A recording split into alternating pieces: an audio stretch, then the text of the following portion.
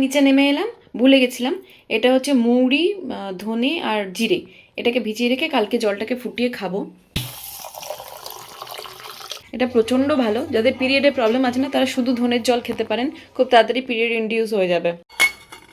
Good morning everyone. সকালবেলা ঘুম থেকে উঠে কালকে যে ওই জিরে মৌরি ধনের জলটা ভিজে রেখেছিলাম ওটাকে ফুটিয়ে এখন খাচ্ছি। কালকে না, ঠিক আছে, টাটা।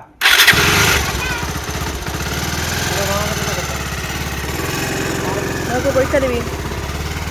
নদী বেরিয়ে গেল এক্সাম দিতে, মিস্টার মুখার্জি গেল ওকে দিতে, আর আমি এখানে চলে এসেছি সোজা রান্নাঘরে জোগাড় করতে। তাহলে ঘুগনি মটরগুলো ভিজে গেছে, এটাকে আমি আগে সেদ্ধ বসিয়ে দেবো, দিয়ে তারপর অন্য কাজ করবো। এটাকে ঘুগনি ঠিক বলা যায় কিনা জানি না, কারণ এর মধ্যে কোনো জাস্ট মশলা পড়বে না, শুধু সেদ্ধ করে জলটা থাকবে, একটু কসুরি মেথি আর অল্প একটু পাঁচফোড়ন, ব্যাস। এটা ইডলির সাথে খেতে না জাস্ট ফাটাফাটি লাগে, মানে আমার তো লাগে, অনেকের নাই লাগতে পারে, অনেকে চাটনি বেটার লাগতে পারে, অনেকের সেটা বেটার লাগতে পারে, বাট আমার এটা ভালো লাগে। আমি উড়িষ্যায় খেয়েছিলাম প্রথম, একদম পাতলা জলের মতো ঘুগনি, জাস্ট একটু ভাজা মশলা, একটু পাঁচফোড়ন দেয়, ওরা রসুন দেয়, আর লাস্টে একটু কসুরি। ওই টিপিক্যাল পাতলা ঘুগনির মধ্যে ডুবিয়ে ডুবিয়ে ইডলি খাওয়ার যে কী মজা, আমি জাস্ট আপনাদের বলে বোঝাতে পারবো না। তো ওটাই আজকে করছি, তার সাথে একটু চাটনিও করবো, কারণ চাটনি আবার অনেকের ফেভারিট আছে। মা খুব চাটনি খেতে ভালোবাসে, তারপরে পূজা খুব চাটনি খেতে ভালোবাসে, ওদের কথা মাথায় ভেবে চাটনিটা করছি, আর আমার আর মিস্টার মুখার্জি তো ঘুগনি দিয়েই হয়ে যাবে। কিন্তু মাকে এবারে চাটনিটা দেওয়া যাবে না, কারণ মায়ের এই কিছুদিন হলোই পেট খারাপ, শরীর খারাপ থেকে উঠেছে, তো চাটনির মধ্যে প্রচুর রসুন, পেঁয়াজ, কাঁচা লঙ্কা, এই শুকনো লঙ্কা থাকে, তো এগুলো খেলে আরও পেটের প্রবলেম হবে। মাকে জাস্ট পাতলা ঘুগনি, বিট নুন ছড়িয়ে আর ইডলিই দেবো। ইডলির ব্যাটার তো রেডি হয়ে রয়েছে, ওটা জাস্ট চাপিয়ে দেবো, আর ঘুগনি মটরটা সেদ্ধ করতে বসিয়েছি। তো সেই জন্যই ভাবলাম আগে উঠোনটা পরিষ্কার করি। এটা মোটামুটি 2-3 দিনে পরিষ্কার করতে হয়, যেহেতু পেয়ারা গাছটা রয়েছে, আর পেয়ারা থেকে না প্রচুর পাতা পড়ে, শুকনো পাতা, ওটাই নোংরা করে, আর সেরকম কিছু নোংরা সেখানে হয় না। আমি পুরো বাগানে শুকনো পাতাগুলো জড়ো করে একটা সাইডে রেখে দিই। যিনি ভদ্রলোক আমাদের ক্যাচরা নিতে আসেন, নোংরা নিতে আসেন, ওই ভদ্রলোক এসে হাতে করে তুলে নিয়ে চলে যান। শুধুমাত্র পাতাগুলো ঝাড় দিয়ে একটা সাইডে করলে আমার বাগানটা কতটা নিট অ্যান্ড ক্লিন লাগছে, পরিষ্কার পরিচ্ছন্ন, তাই না?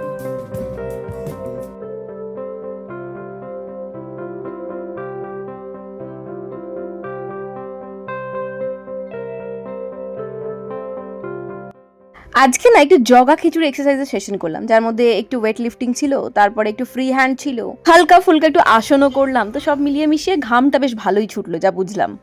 এই যে ট্রিমেন্ডাস গরমটা পড়তে চলেছে, সেই গরমে না অতিরিক্ত এক্সারসাইজ করাও যেন শরীর খারাপ হয়ে যায়। আধ ঘন্টা যেহেতু নর্মালি করেন, 15 মিনিটেই সেই ঘামটা ঝরে ভূত হয়ে যাবে।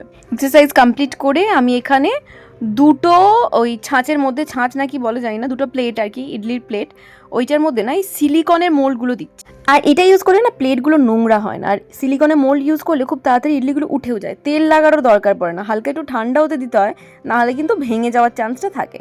তো এই সিলিকনের মোল্ডগুলো দিয়ে এর মধ্যে অল্প অল্প করে ব্যাটার দিয়ে আমি বসিয়ে দেবো।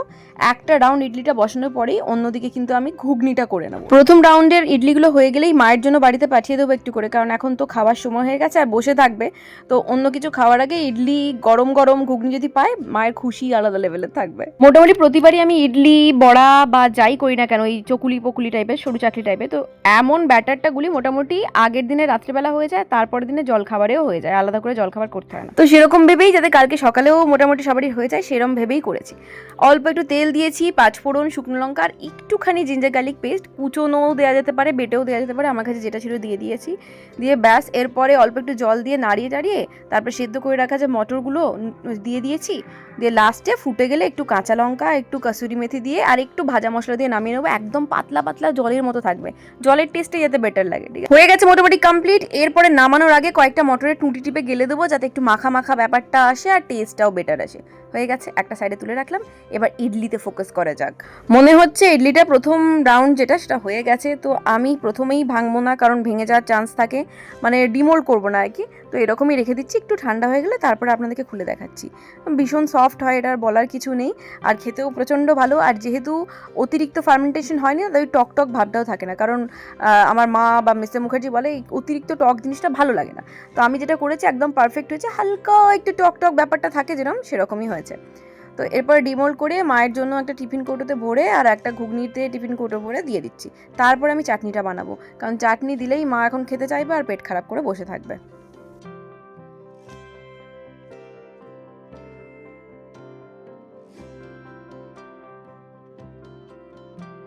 একদিন পারফেক্ট কলকাতা স্টাইলে ইডলি করব, তার মধ্যে ওই সাদা চাটনিটা থাকবে, লাল চাটনিটা থাকবে, আর সাম্বার থাকবে।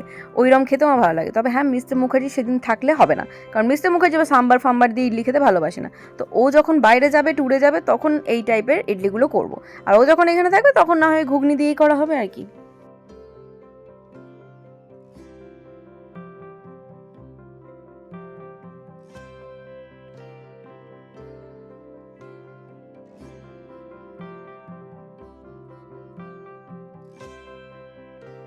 কি রান্না হবে জিজ্ঞাসা করতে, তার জায়গায় বলছি কি হচ্ছে, ইডলি। ইডলি একদম পছন্দ করে না। আচ্ছা, চাটনিটা বানানোর জন্য একটা প্যান গরম করে তার মধ্যে অল্প একটু বিউলির ডাল আর অল্প একটু ছোলার ডাল ভালো করে নেড়ে, মানে শুকনো খোলা একই রোস্ট করে রাখবো। তারপর এটাকে গ্রাইন্ড করতে হবে। অবশ্যই এটাকে একটু ঠান্ডা করে জারে ঢালতে হবে, না হলে কিন্তু 12টা বেজে 13টা হয়ে যাবে, বাস্ট ফাস্ট করে যাবে।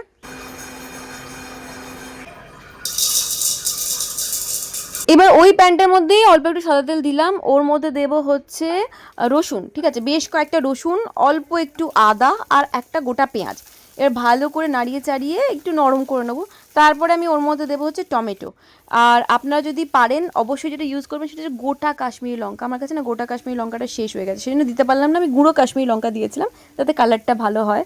আর গোটা দিলে না একটু টেস্টটাও বেশ অন্যরকম আসে, বেশ মানে কনসিস্টেন্সিটা বেশ ভালো হয় আর কি, বেশ মাখা মাখা ব্যাপারটা আসে। তো এইটাকে নেড়ে নিয়ে এটাকে আমি ঠান্ডা করতে দেবো। ঠান্ডা করা হয়ে গেলে তারপরে এটাকে আবার গ্রাইন্ড করব। যদিও এটা ফোড়ন দেওয়ার সময় কারি পাতা দিত, তো আমার কাছে কারি পাতা নেই, সো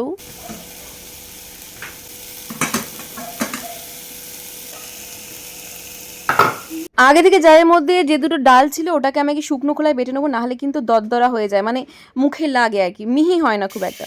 তো এটাকে মিহি করে নেওয়ার পর আমি ওই চাটনির বাকিটা মেশাবো। ইডলি অনেকগুলোই হয়ে গেছে, তো মাকে ওই ঘরে পাঠিয়ে দিচ্ছি। 3 4 এগুলো মোটামুটি ঠান্ডা হয়ে গেলে তারপরে ওটার সাথে গ্রাইন্ড করবো, আর একটু ঠান্ডা হোক, ততক্ষণ আমি আরেকটা ব্যাচ বসিয়ে দেবো। এটা ঠান্ডা হয়ে গেছে, এবার ওই ডালটা যেটা বেটে রেখেছিলাম শুকনো খোলায় ওটার মধ্যে দিয়েই এটাকে অল্প একটু জল দিয়ে ভালো করে ঘুরিয়ে নেব। এই চাটনির বিশাল ডিমান্ড, চাটনিটা খেতে হয়েছিল না, সবাই ইডলি ফেলে দিয়ে সবাই চাটনি চাইছিল, একটু চাটনি দাও চাটনি দাও, হয়ে গেছে। আচ্ছা, এখানে আমি সর্ষে, মেথি আর শুকনো লঙ্কা ফোড়ন দিয়েছি, এবার চাটনিটা বানিয়ে নেবো। ঢেলে দিচ্ছি। নুন মিষ্টি পরিমাণ মতো দিলে, কারি পাতাটা আমার কাছে নেই আপাতত এই বাড়িতে, ওই বাড়িতে থাকলে হতো। আমার চাটনি রেডি, লাল চাটনি। কেমন লাগছে বাবু? সুন্দর লাগছে। চাটনিটা কেমন হয়েছে? দারুণ হয়েছে। চলে এসেছে, আর নদী এসে ইডলিও খাওয়া গেছে, তাই তো? নদীর এখন 2 দিন ছুটি, ভীষণ মজা। তারও এরপরে আবার ইয়ে আছে, হাতের মধ্যে আবার কার মুখে গেছে। আমার নিজেই ভালো লাগে। জানুয়ারি দিয়ে ধরি, জানুয়ারি ফেব্রুয়ারি মার্চ এখন অল্প, আর 5 ফোড়ন দিবি, আর লাস্টে বলতে দিবি আর্জেন্টিনা পাতা পাতা কচুরি মেথি। দশটাই নবী পরীক্ষাও, ল্যাঙ্গুয়েজ আছে, বেঙ্গলি আছে, বাকি স্পেলিং ডিকটেশন। খুব একটা পূজা দিয়ে গেছে, ওটাকে শেষ হোক, এটা হয়ে যাচ্ছে। হ্যাঁ, এনে ভাত খাওয়া হয়ে গেছে, এবার একটু খা, আঙুর খাও, আঙুর তোমার ফেভারিট ফ্রুট, খাও। ঠাম্মি আর তুমি মিলে দুজনে মিলে খাও। আচ্ছা, আজকে দুপুরটা আমি মোবাইলে আবার প্রলয় দেখবো, তার কারণ হচ্ছে জি5 এর কানেকশনটা একটাই ডিভাইসের সাথে কানেক্টেড আছে, যেটা হচ্ছে মোবাইলের সাথে, আমার টিভির সাথে কানেক্টেড নেই। তো এটা দেখে আমি এখন কাটাবো নদীর ম্যাম আসা পর্যন্ত। নদীর ম্যাম এসে গেছে পড়াতে, আর ওপরে ম্যামকে চা করে দিয়ে আমি জাস্ট বাইরে চাটা নিয়ে বসে বসে ওই আবার প্রলয়টা দেখছিলাম। কখন পূজা এসে যে দাঁড়িয়ে দাঁড়িয়ে দেখছিল জানি না, তারপরে আমরা আবার একটু একসাথে হাঁটতে গেলাম আর কি। আমি কখন এখানে দাঁড়িয়ে আছি, আবার প্রলয় দেখছি, আমি কখন এখানে দাঁড়িয়ে দাঁড়িয়ে রগরটা দেখছি, কখন দাঁড়িয়ে দেখাই ভালো করে। কি থোকা থোকা, কি দারুণ হয়েছে না? ভালো লাগছে বাড়িটা, দারুণ লাগছে দেখে, পুরো থোকা থোকা হয়েছে পলাশগুলো। এখানে পলাশ ফুল প্রচুর, এই দেখ নিচে কত পড়ে আছে, দেখ এইগুলো দিয়েই মালা গাঁথা যাবে কাল। এই পলাশ ফুল করতে করতে না ছোটোবেলার কথা মনে পড়ে গেল। আরামবাগে আনন্দমার্গে পড়তাম আমরা, 1 থেকে 4 পর্যন্ত ওখানে ছিল ইংলিশ মিডিয়াম একটা। তো ওখানে পড়ার পর আমাদের যখন টিফিন টাইম হতো আর কি, ওই টিফিন টাইম একটা স্কুল থেকে বেরিয়ে এসে জাস্ট হাঁটা কয়েক পায়ের কথা বলছি, কয়েকটা স্টেপ ফেলেই একটা ট্রান্সফর্মার ছিল বিশাল বড়। এই ট্রান্সফর্মার পাশেই একটা পলাশ ফুল না শিমুল ফুলের গাছ ছিল, আমার মনে নেই। তো নিচে না পুরো বিছিয়ে ফুল পড়ে থাকতো, আর ওই ফুলগুলো আমরা তুলে নিয়ে আসতাম, যে মানে দেখতাম আর কি, কাউন্ট করে যে কার কত বেশি হয়েছে। ওইটা মনে পড়ে গেল এখন হঠাৎ করে। আর বাড়ি এসে দেখলাম যে মিস্টার মুখার্জি গাড়ির উপর যত রাজ্যের পাতা পড়ে আছে, ও এসে বেরোবে বললো, তাই ভাবলাম একটু পাতা ফাতাগুলো ঝেড়ে থেকে একটু মুছে টুছে দিই। জানি আমার মোছা পছন্দ হবে না, যেরকম ওদের মোছা ঘর সংসার আমাদের পছন্দ হয় না, গাড়ি মোছাও ওদের পছন্দ হবে না, ও এসে মুছবে। তবুও মিস্ত্রি মুখে গাড়িটা একটু ঝেড়ে দিলাম আর কি। ও একটু পরেই আসবে, বললো বেরোবে, তো সেই জন্যই ঝেড়ে দিলাম। ওর কাজটা একটু কমিয়ে রাখলাম। জানি না পেরেছি কিনা, গাড়ি ধোয়া সম্পর্কে অতটা আইডিয়া নেই, আর এটা সেটা অ্যাপ্লাইও করতে পারবো না, কোথায় কি দাগ ফাগ হয়ে যাবে দরকার নেই। আমার পলাশ ফুলটাতে একটু ডিজাইন বানাতে চেয়েছিলাম, বাট পুরো হলো না, বেশি নেই। তো বুঝতেই পারছেন রেডি হয়েছি, রেডি হয়ে আমরা একটু বেরোচ্ছি। আমরা আজকে এখন যাচ্ছি একটু রং কিনতে, একটু আবির কিনবো ঠাকুরকে দিয়ে প্রণাম করার জন্য, বড়দের দিয়ে প্রণাম করার জন্য। যদিও কালকে পূর্ণগ্রাস চন্দ্রগ্রহণ আছে, এবার অনেকে মানবেন অনেকে মানবে না, কিন্তু এখানে 90% মানুষজন বলছেন কালকের গ্রহণটা মানে ভীষণ ইম্পর্টেন্ট মানা। তো আশা করি আমরা মানবো, মানে যেটুকু পারি, হয়তো মানে উপবাস করা এসবগুলো হয়তো পারবো না, তবে যেটুকু পারি মানবো ডেফিনেটলি। আমি, পূজা, সুস্মিতা, নদী সবাই মিলে একসাথে যাচ্ছি, গিয়ে রং টং কিনে নিয়ে আসবো, সাথে একটু ফুচকা টুচকাও খেয়ে আসবো।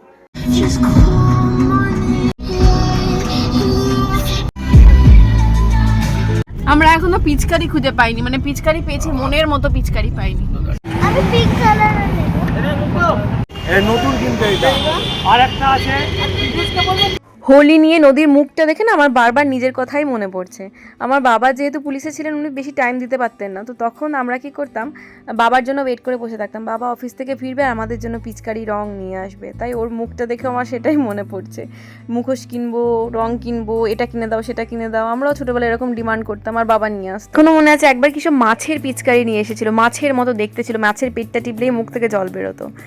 আর রঙের ব্যাপারে, মানে রং আর আবির, সেটা আমার বড়দি চুজ করতো। বড়দির হচ্ছে রঙের উপরে প্রচণ্ড একটা ক্রেজ, এই কালারের আবির নেবো, ওই কালারের আবির নেবো, নানান ধরনের আবির নেবো। বড়দির এই ব্যাপারটা বরাবরই ছিল। তো আবির ও সবসময় পছন্দ করে নিয়ে আসতো, আর রং আমরা কিনতাম, মানে পিচকারি আমরা কিনতাম।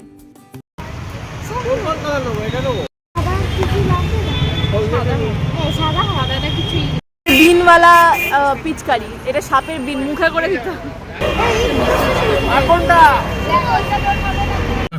আচ্ছা, আমরা এখানে কিন্তু জ্যামে ফেসে গেছি, বিশাল বড় জ্যাম। আর এই মানে যথারীতি যেগুলো হয়, অন্য গাড়িকে আসতে না দিয়ে নিজে যাওয়ার প্রচেষ্টা, আমাদের ওয়েস্ট বেঙ্গলের প্রবলেম। এই যে ঢুকে পড়েছে দেখুন, এত তাড়াহুড়ো নিয়ে এরা কেন বাইরে বেরোয় যায় না, ঘরেই তো বসে থাকতে পারে। ওই বিভস্ত জ্যাম কাটাতে কাটাতে আমাদের মোটামুটি বাড়ি ফিরতে হয়ে গেছে প্রায় 10:30 পৌনে 11টা। বাড়িতে ফিরেই প্রথমে আমরা খেলাম, নদীকে তো আগেই খাইয়ে দিয়েছি, তারপরে এই সমস্ত টুকটাক কাজ সারতে সারতে বেজে গেছিলো প্রায় 11:15। তারপরে ওপরে উঠে জামা ছাড়লাম, ওকে বাড়ি এলাম, এসে ভাত খেলাম, ঠিক আছে, নদীকেও ভাত খাওয়ালাম। মিস্টার মুখার্জি পরোটা খেয়েছিল। এখন চুল ফুল বেঁধে শোবো, একটু তেল ফেলে দেবো, কালকে শ্যাম্পু ফ্যাম্পু করবো। কালকে তো হোলি, একটা খুব ভালো দিন, তাকে সুরাদাদিকে ছুটি দিয়েছি, তো সেই জন্য আজকে আমি আর দিদিভাই মিলেমিশে রান্না করবো। আমি ভাত ডালটা করে নেবো, দিদিভাই বলেছে আমি একটা তরকারি পাঠিয়ে দেবো, তো অসুবিধা নেই, তো আমিও রান্না করে নিতে পারি। আর কি বলুন তো, মানে একটু দেরি হয়ে যাবে, সকালবেলা সবাই মিলে একটু প্ল্যান করেছি, অনেক জায়গায় ইনভিটেশনও আছে কালকে আমাদের, তো সেখানেও যেতে হবে। তো সেই জন্য দিদিভাইয়ের তো বাড়িতে রান্না নেই, কারণ দিদিভাইয়ের সোসাইটিতে হবে আর কি, খাওয়া দাওয়া হবে। দিদিভাই বললো যে ঠিক আছে, তুই ভাত ডালটা আমি এখানে করে নেবো। দিদিভাই বললো আমি সকালবেলা দাদাভাইকে দিয়ে তরকারি করে পাঠিয়ে দেবো। তো আমার চিন্তা মুক্ত হয়ে গেলাম আর কি। 11টা 11:30 বাজছে, আজকে একটু মুভি দেখবো। আবার প্রলয়টা দেখতে শুরু করছিলাম, ওটা একটু শেষ করবো, শেষ করে তারপরে ঘুমোবো। কালকে একটা সুন্দর দিনে হোলি ব্লগ নিয়ে দেখা হবে। পরশু দিনে ড্রাই হয়ে গেছে, এটা কেটে দেবো, ছোটো করে দেবো, দেখা যাক কী হয়। এমনিতে বড়ো চুল আমাকে বেশি ভালো মানায় না, কারণ চুলটা আমার খুবই পাতলা হয়ে গেছে। যখন মোটা চুলটা ছিল তখন বড় চুল রাখতাম এই এত দূর পর্যন্ত, ভালো লাগতো, বাট এখন আর ভালো লাগে না। আজকে না আমি ওয়ার্ড্রপটা থেকে এই দুটো পেলাম কুর্তি, এগুলো হচ্ছে শলের কুর্তি হয় না, খুব সুন্দর সুন্দর দেখতে, জানেন তো। এইগুলো আমাকে কেউ একজন পাঠিয়েছিল, তার বুটিক আছে বা কিছু আছে, তো আমার তার নামটা মনে নেই। শলের চুড়িদারগুলো খুব সুন্দর, কিন্তু যেইগুলোই পাঠিয়েছিল আমার দুটোই ভীষণ বড় হয়েছিল। মানে আমি পরি এম, আর ও আমাকে পাঠিয়েছিল বোধহয় XXL না কিছু একটা, তো সেই জন্য পড়তে পারিনি। কিন্তু ও যখন এত ভালোবেসে পাঠিয়েছিল, আমি ভেবেছি এটাকে অল্টার করে একদম সুন্দর আমার সাইজে করে নেবো, পরের বছর শীত পড়লে ডেফিনেটলি পরবো। আমি যে প্রোডাক্টগুলো প্রথম দিকে ছেড়েছিলাম সেগুলো সব জায়গায় পৌঁছে গেছে, সবাই খুব ভালো রিভিউ দিয়েছেন, থ্যাংক ইউ সো মাচ। আমরা যে মানে আপনারা যে পছন্দ করেছেন এটাই আমার কাছে অনেক। আর সব থেকে বড়ো কথা, আমার সব থেকে একটা ডেলিভারি নিয়ে টেনশন ছিল, সেটা হচ্ছে ঋষিকেশে ডেলিভারি নিয়ে আমার টেনশন ছিল। তো ফাইনালি ওটা ভালোভাবে সুন্দরভাবে পৌঁছে গেছে। যাকে পাঠিয়েছিলাম উনি পরেও নিয়েছেন এবং পরে রিভিউ দিয়েছেন, খুব ভালো কোয়ালিটি, আর পরে খুব ভালো লাগছে। এইগুলো আর কি ছোটো ছোটো অ্যাচিভমেন্ট। আমি যে কোনো একটা জিনিস শুরু করেছি, জাস্ট শুরু করেছি, তো যখন একটু মানে মানুষ ভালো বলছে, রিভিউ দিচ্ছে, আমার মনটা ভালো লাগছে, এর থেকে বেশি আর কিছু না।